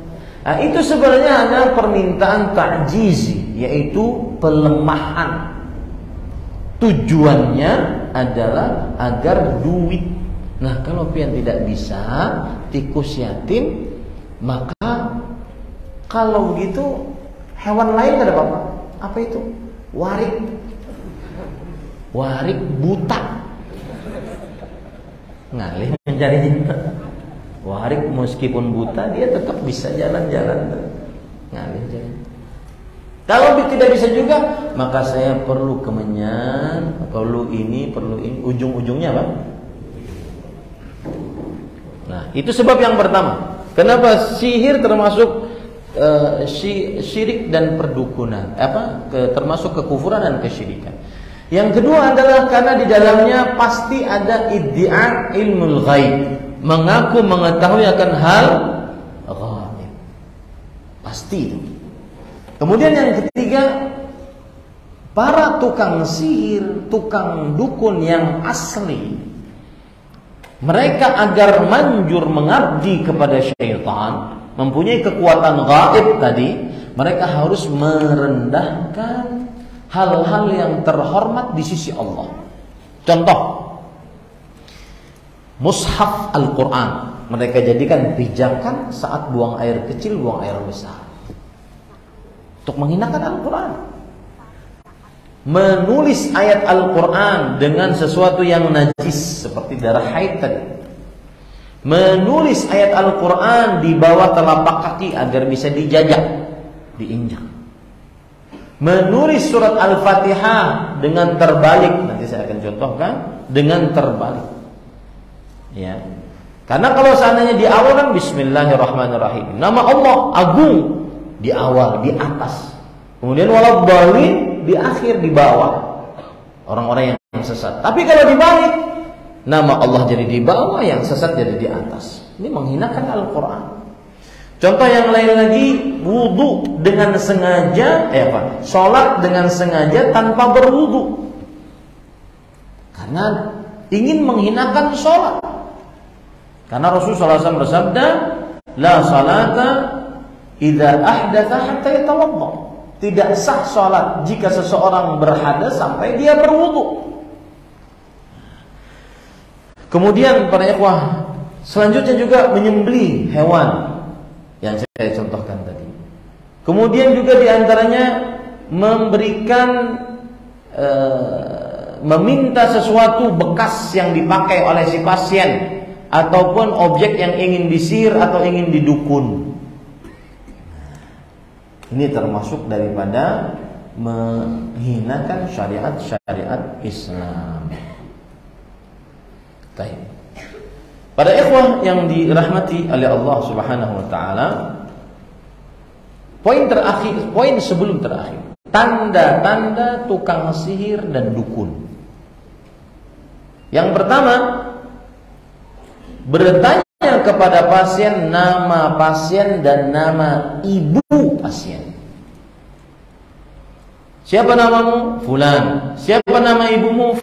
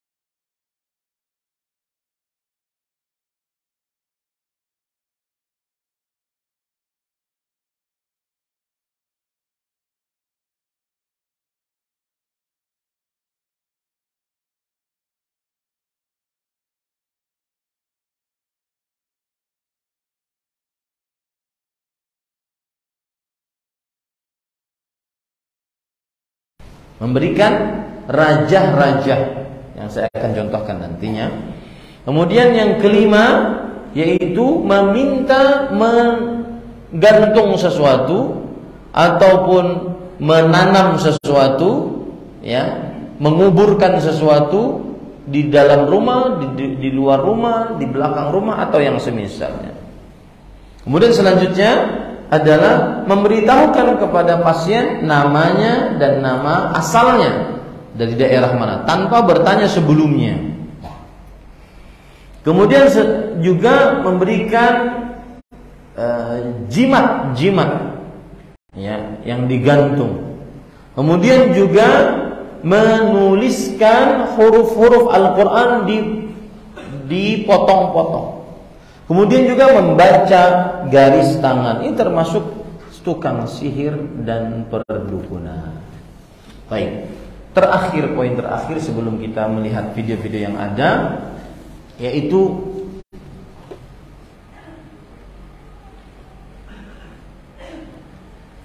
apa kiat atau tindakan preventif sehingga tidak terkena sihir dengan izin Allah Subhanahu wa taala. Yang pertama, tindakan preventif adalah tadi yang sudah saya sebutkan, sering-sering membaca surat Al-Baqarah. Dan amalkan ini para ikhwan, amalkan. Ya, tidak bisa sejam hatam surat Al-Baqarah, mungkin sehari 2 hari. Amalkan. Akan ada perubahan yang begitu signifikan dalam kehidupan seseorang. Karena Rasulullah SAW tidak pernah bohong.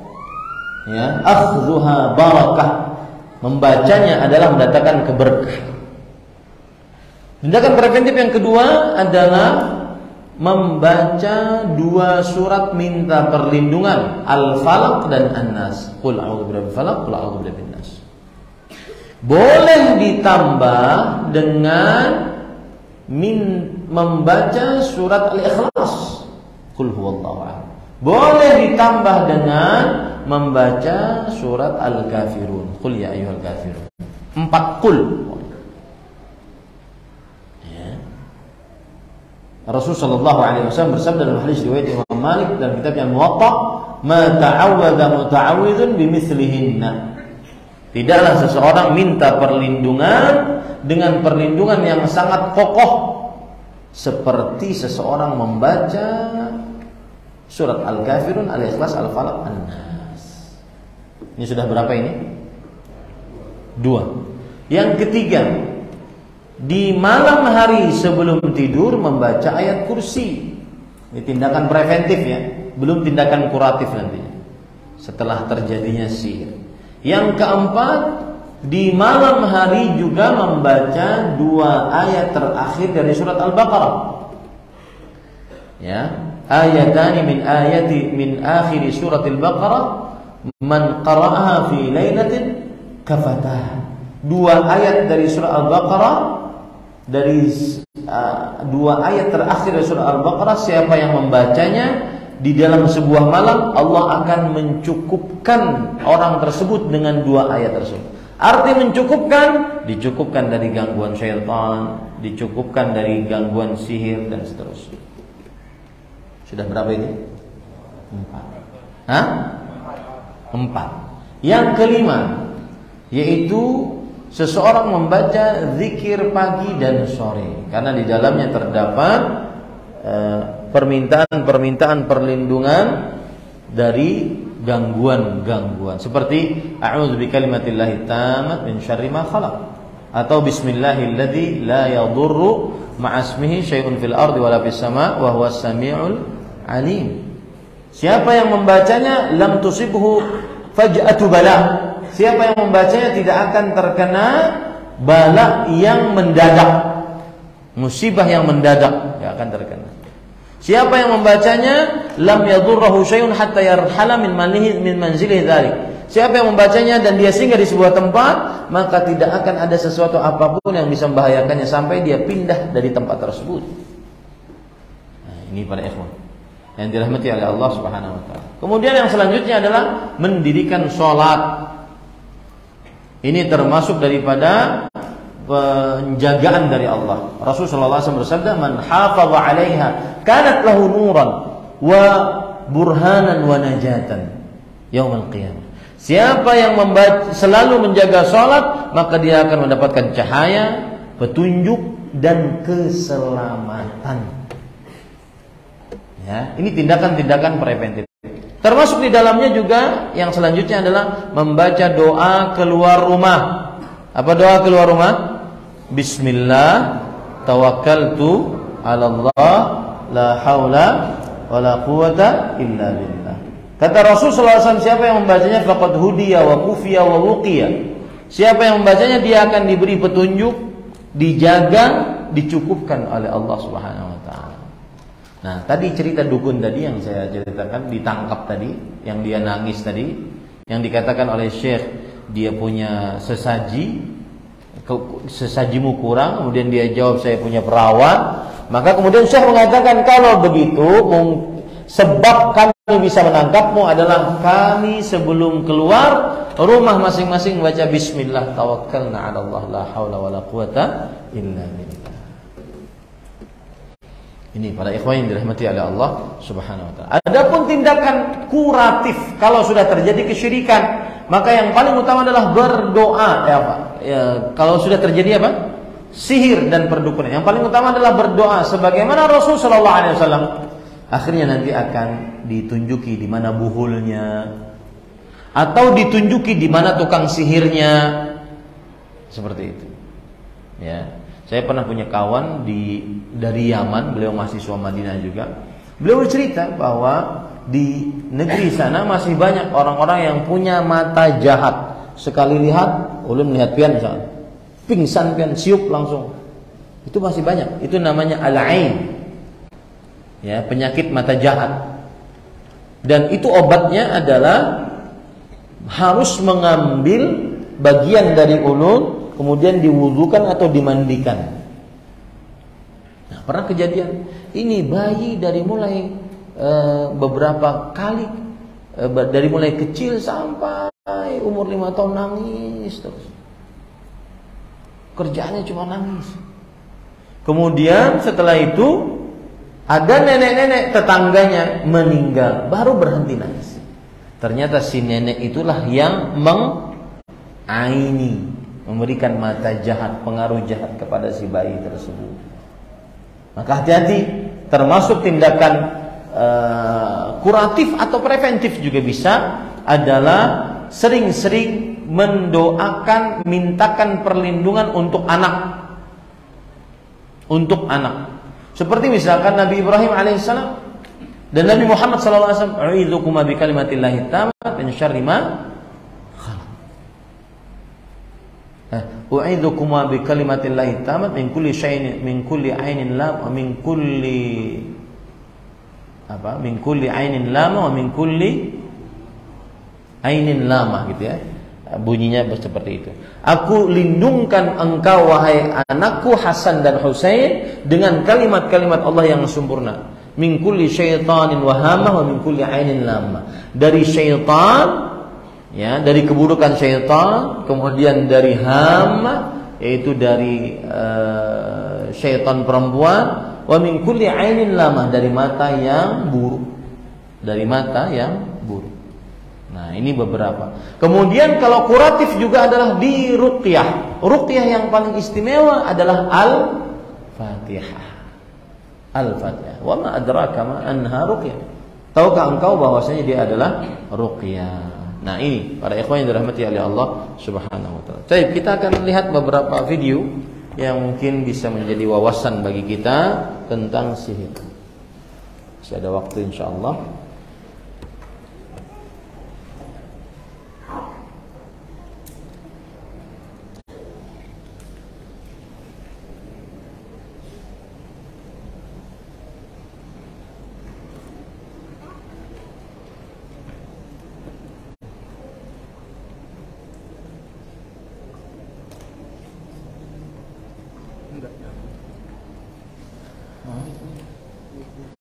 Enggak apa-apa, ini gambarnya mana?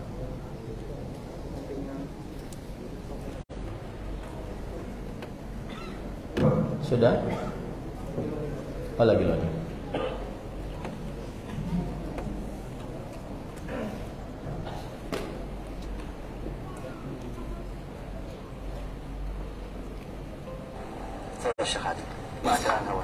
هذا الآن سحر يا أخوان بفضل من الله عز وجل. ألقي القبض على وجود هذا السحر لأحد السحرة. السحر الآن عبارة عن طاقية كان ملفوف بحجاب امرأة.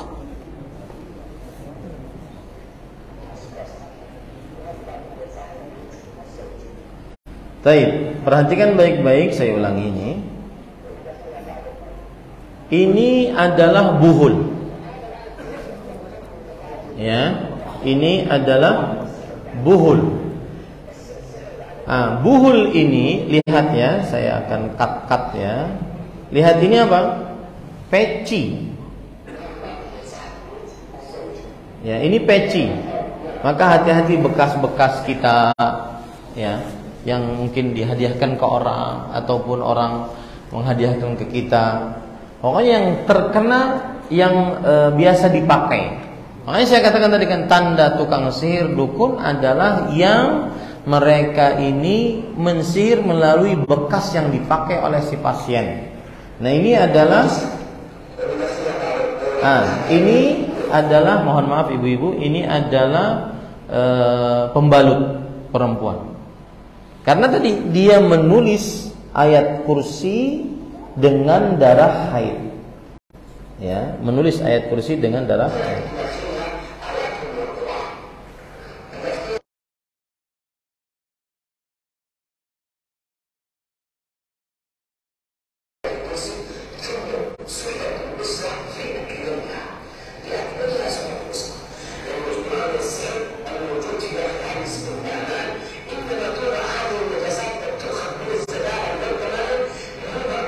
Nah, ini buhulnya. Ini contoh buhul. Setiap praktek sihir pasti selalu ada buhul. Ya. Setiap praktek sihir pasti selalu ada buhul. Dan buhul itu harus dilepaskan. Buhul tersebut harus dilepaskan. Karena kalau tidak dilepaskan maka masih akan terasa perasaan-perasaan sakit, pusing, sakit badan dan seterusnya.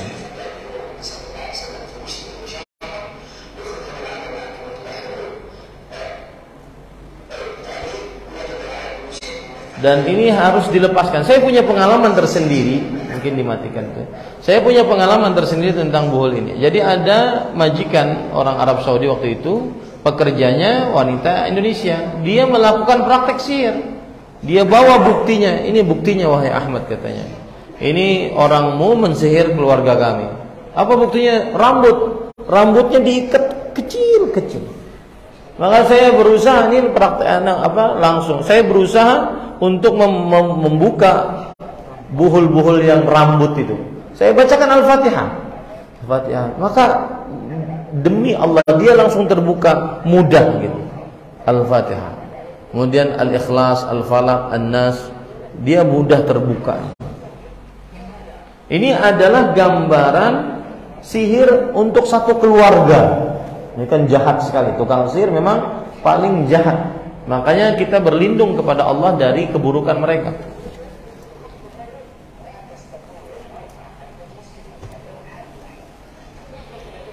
Nah, ini rambut. Hati-hati bekas-bekas rambut perempuan, ya, baik itu rambut disisir, rambut bulu ketiak, bulu kemaluan, maka ini semuanya. Nah, setelah dibuka seperti ini, biasanya langsung dia sembuh. Karena memang sihirnya ada pada buhulnya. Ketika dibuka, maka langsung sembuh. Dan ini adalah rambut satu keluarga. Syekh bercerita, rambut satu keluarga. Dari mulai bapak, kemudian istri, kemudian anak-anak. Nanti lihat ada yang paling kecil, bahkan anak kecil. Jadi memang perbuatan sihir dan dukun itu adalah keji. Makanya dalam agama Islam disyariatkan untuk dibunuh. Nah, ini yang saya katakan tadi adalah tulisan di kertas, yaitu tulisan dengan darah haid, ayat kursinya. Ini untuk menghinakan Al-Quran, ya, untuk menghinakan Al-Quran. Nah,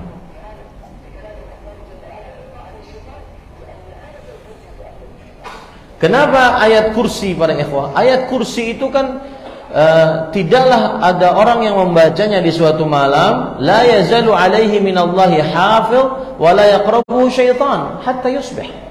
Masih saja orang yang membacanya di suatu malam akan dijaga oleh para malaikat dan tidak ada yang berani syaitan mendekatinya. Maka untuk menghinakannya ditulis dengan darah haid, untuk menghinakannya.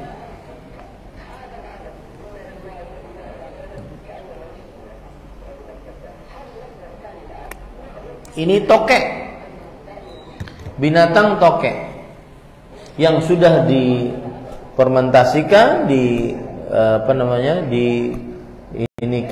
kemudian dimasukkan buhulnya ke dalam situ. Nah, kenapa tokek yang dipilih? Karena kita disunnahkan untuk membunuh cicak. Ini kalau di rumah antum ada cicak, antum sediakan tuh Pak sapu atau apa. Saya ingat betul bapak saya, kebiasaannya kalau ada cicak pasti langsung semangat sekali, karena dia akan berpahala. Karena cicak adalah hewan, termasuk di dalamnya tokek, hewan yang meniup api Nabi siapa? Nabi Ibrahim alaihissalam agar tambah besar apinya.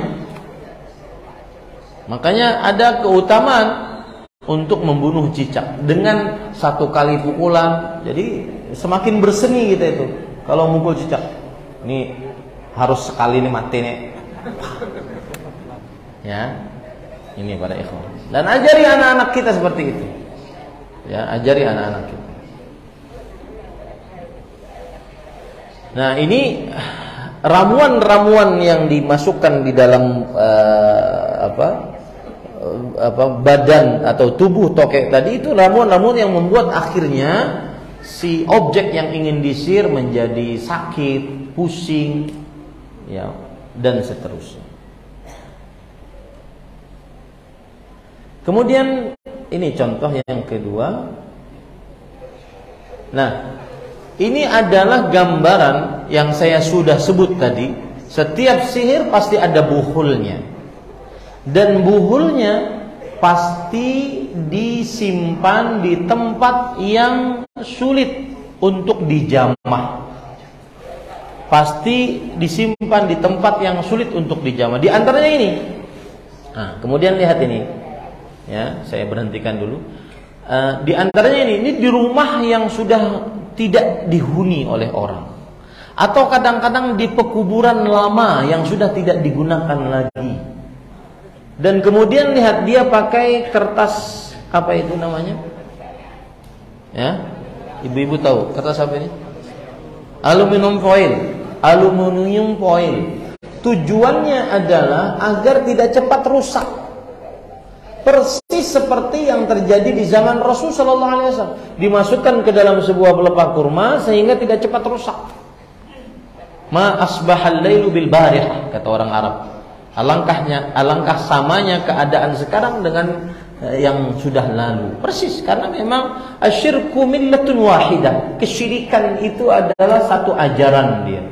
Nah, pasti ada paku-pakunya. Ini yang kadang-kadang membuat perut tidak nyaman, sakit badan dan seterusnya. Ini sihir ini. Yaitu yang tadi kita sebutkan perbedaan sihir dan dukun. Sihir adalah memberikan pengaruh buruk. Nah, ini buhul-buhulnya. Jadi yang paling sulit adalah buhul-buhulnya itu harus dilepaskan satu-satu.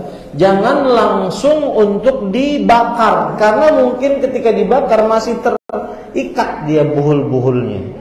Maka wajib diusahakan untuk dibuka, sehingga ketika dibuka dia terlepas dari pengaruh sihir tersebut, objek yang disihirnya tadi. Nah, ini para ikhwan yang dirahmati oleh Allah Subhanahu wa taala. Kemudian ini kita ambil di sini dulu, itu nanti yang terakhir. Nah, ini contoh juga bagaimana mereka mencari buhul. Lihat, itu kan padang pasir. Kita nyebutnya kalau di Arab Saudi al-bar. Bar itu artinya padang pasir. Biasanya kita kalau lagi ada liburan, ya kalau pian-pian kan ke pantai, ke gunung gitu. Ini kita ke padang pasir. Iya, liburannya di situ, masak apa segala macam. Nah, kadang padang pasir jarang untuk di apa namanya? Nah, ini tanda ar-riyasah al-ammah, yaitu ke kantor umum untuk amar ma'ruf nahi munkar. Nah, ini nanti di dalamnya ada buhul yang dicari. Coba lihat bagaimana para tukang sihir yang mereka tidak mempunyai rasa kemanusiaan, tidak punya hati lagi untuk melakukan praktek buruk kepada manusia. Ya, bapak dan ibu, bapak orang tua dan anak terpisah gara-gara sihir, suami dan istri terpisah gara-gara sihir. Nah, ini kezaliman yang sangat besar. Ya, nah lihat, dia pakai kaleng. Kaleng adalah bahan yang lama untuk hancurnya. Ya, kemudian setelah kaleng itu didapat, maka kemudian dibuka. Dibuka ada bungkusnya lagi. Ini semuanya tujuannya adalah agar seseorang, agar praktek sihirnya itu tidak hancur. Ya, agar praktek sihirnya tidak hancur. Lihat nanti apa isinya. Setelah itu mereka buka, ya, dan tidak boleh takut akan hal ini, karena seperti yang kita bilang tadi, wala yuflihus sahirun. Ya, orang-orang para praktek tukang sihir tidak akan pernah beruntung. Tidak akan pernah beruntung. Saya percepat sedikit proses pembukaan saja. Nah, ada plastik lagi, ya. Nah, ternyata yang didapati adalah kepala ikan tuna. Entah kenapa dia memilih kepala ikan di situ, ya. Dan sepertinya masih segar, ya. Kemudian yang menarik di situ pasti ada buhulnya, ada ikatan-ikatannya, ya. Ada ikatan. Nah, ini ikatan-ikatannya. Itu yang membuat seperti seorang yang terkena sihir itu seperti terperangkap gara-gara ikatan-ikatan tersebut. Dan seperti yang sudah saya ungkap, itu harus dibuka, dan membukanya dengan ruqyah seperti Al-Fatihah, kemudian Al-Falaq, An-Nas, kemudian Al-Ikhlas. Ya, insyaallah dia terbuka. Ya, dia terbuka. Dan wajib ini dimusnahkan semuanya. Cara memusnahkannya bagaimana? Dibakar. Tapi sebelumnya tadi harus diruqyah, kemudian dibuka buhul-buhulnya, baru dimusnahkan. Jangan digoreng.